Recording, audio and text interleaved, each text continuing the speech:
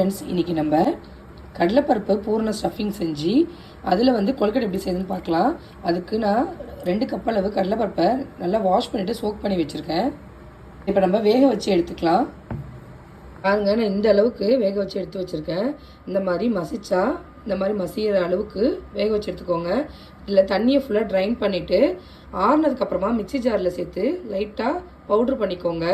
அதுக்கப்புறமா நம்ம பூர்ணம் செஞ்சால் ஸ்டஃபிங் கொழுக்கட்டை விட்டு வெளில வராமல் நல்லாயிருக்கும். இது ஆறுனதுக்கப்புறமா மிக்சி ஜாரில் சேர்த்து இந்த மாதிரி நான் பவுட்ரு பண்ணி எடுத்துகிட்டு வந்திருக்கேன். பாருங்கள், இதே மாதிரி பவுட்ரு பண்ணி எடுத்து வச்சுக்கோங்க. இப்போ ஒரு அடிகனமான பாத்திரம் வச்சுருக்கேன். 1 கப் அளவு நான் கடலைப்பருப்பு எடுத்திருந்தேன்.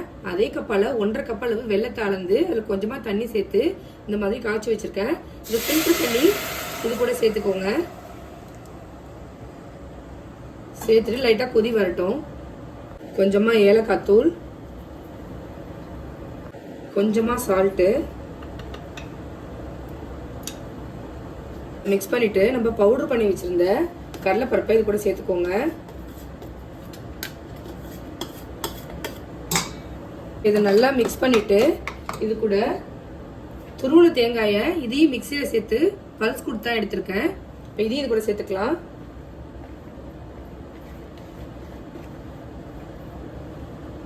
பாருங்க, நான் தேங்காய் சேர்த்து மிக்ஸ் பண்ணிட்டேன்.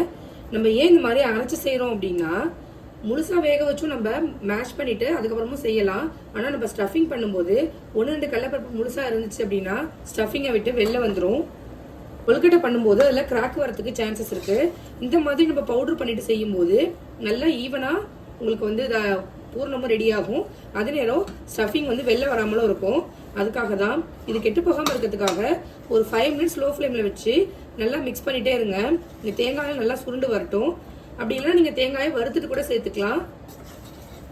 இந்த மாதிரி நல்லா மிக்ஸ் பண்ணி விட்டு எடுத்துட்டீங்க அப்படின்னா சூப்பரான ஸ்டஃபிங் ரெடி ஆகிடும். இது ஆறுனதுக்கு அப்புறமா நம்ம எப்படி கொழுக்கட்டை பண்ணுறதுன்னு பார்க்கலாம். பாருங்கள், ஸ்டஃபிங் நல்லா ஆறி இருக்கு. நான் மாவும் ரெடி பண்ணி வச்சுருக்கேன், இடியப்ப மாவு. இப்போ இதை நம்ம இப்படி தட்டிக்கலாம் கையால். எங்கள் ஊர்லலாம் பூசணி இலையில தான் இந்த மாதிரி தட்டிட்டு அதுக்குள்ள ஸ்டஃபிங் வச்சு செய்வாங்க. அந்த இலையோடு சேர்த்து வேக வைப்பாங்க. பட் நம்மக்கிட்ட இங்கே அதெல்லாம் இல்லை. அதனால் கையிலே தான் நான் செய்கிறேன். நீங்கள் வாழை இலையில கூட இப்படி தட்டிக்கலாம். இந்த மாதிரி ஷேப்பாக தட்டிட்டு ஸ்டஃபிங் கொஞ்சமாக எடுத்துக்கோங்க. எடுத்துட்டு ஸ்டஃபிங்கை இந்த மாதிரி ஷேப் பண்ணிக்கோங்க. உள்ளே வச்சுட்டு இதை நல்லா க்ளோஸ் பண்ணிக்கோங்க. இன்கேஸ் இது ஒட்டுறதுல ஏதாவது இதாச்சு அப்படின்னா லைட்டாக தண்ணி தொட்டு நீங்கள் ப்ரெஸ் பண்ணிங்க அப்படின்னா சூப்பராக ஒட்டி வந்துடும். இந்த மாதிரி நல்லா ஸ்டஃபிங் வெளில வராமல் சீல் பண்ணிக்கோங்க.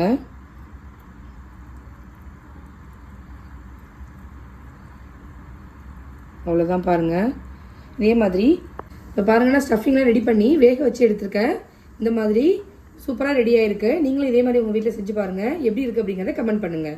நான் போகிற ரெசிபிஸ்லாம் உங்களுக்கு பிடிச்சிருந்தா நம்ம சேனலை லைக், ஷேர்னு சப்ஸ்கிரைப் பண்ண மறக்காதீங்க. தேங்க்யூ.